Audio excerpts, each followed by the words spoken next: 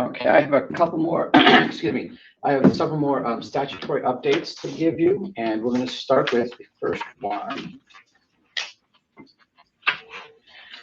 Is LD 61. So LD 61 amends Title 26, Section 1843. Section 843 is the definition section of the main family medical leave statute.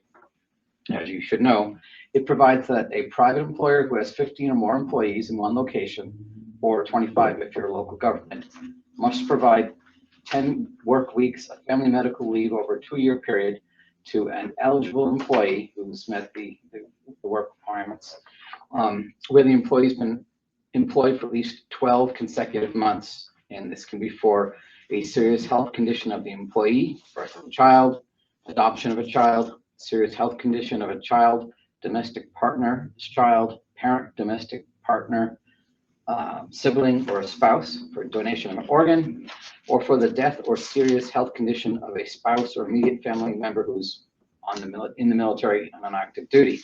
So what LD 61 does is that it adds grandchild or domestic partner's grandchild is covered by the leave requirement for a serious health condition.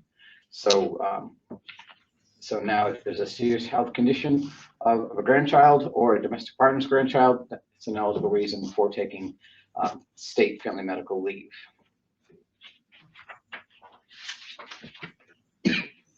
The second statutory amendment is LD 610.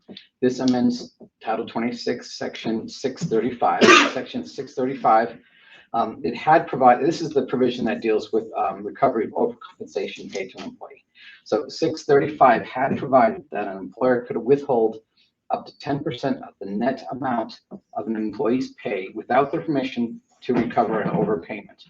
Overcompensation means any compensation paid to an employee that's greater than they're entitled to under the compensation system, but it does not include fringe benefits, awards, bonuses, settlements, expense reimbursements, commissions, or draws or advances against compensation. So there are these two major provisions, the 10% limitation, and then the definition of what is an overpayment. Now, this amendment alters 635 in 5 ways.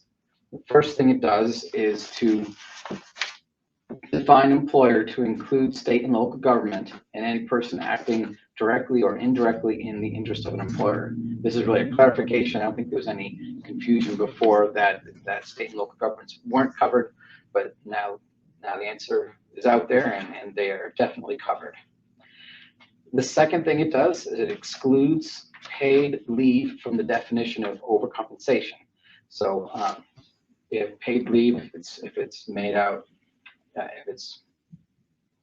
if extra paid leave is granted, then it can't be recollected through the 635 recovery provisions. Now, paid leave is defined to include sick leave, vacation leave, and comp time. So those are no longer considered a possible overcompensation area.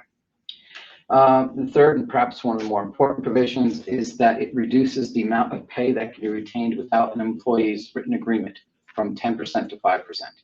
So you don't need the employee's agreement to withhold 5% to recover these overpayments. And it may take a while for you to recover those overpayments, but basically the thought is that don't overpay them.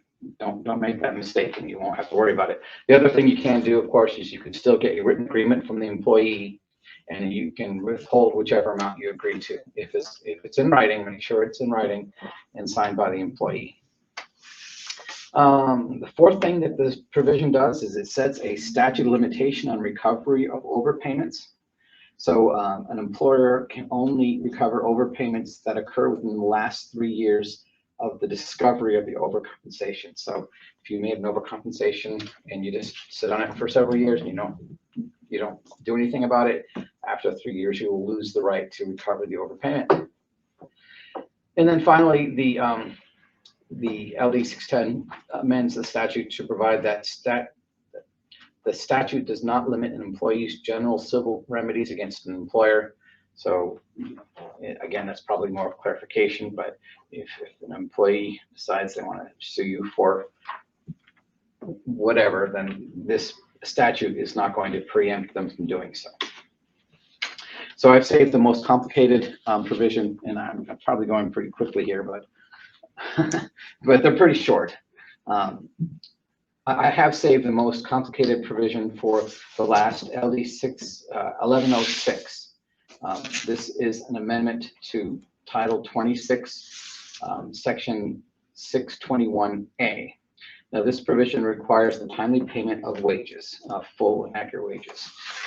Can't has to be within intervals not to exceed 16 days. So that's the payment period. You have to have your payments made within that period of time. And each payment must include all wages earned within 8 days of payment. Wages must be paid on an established date or interval that's made known to employees going forward, so that employees will know when to expect their pay. And it allows you to reduce an employee's pay with basically 1 day's notice to the employee. So if they're not covered by a contract and you are going to have a wage reduction for some reason, you have to have at least 1 day's notice. It's not terribly onerous, but that's a requirement. So what LD 1106 does, you probably should write this down. It provides that an employer may not, under any circumstances whatsoever, charge a fee for using direct deposit.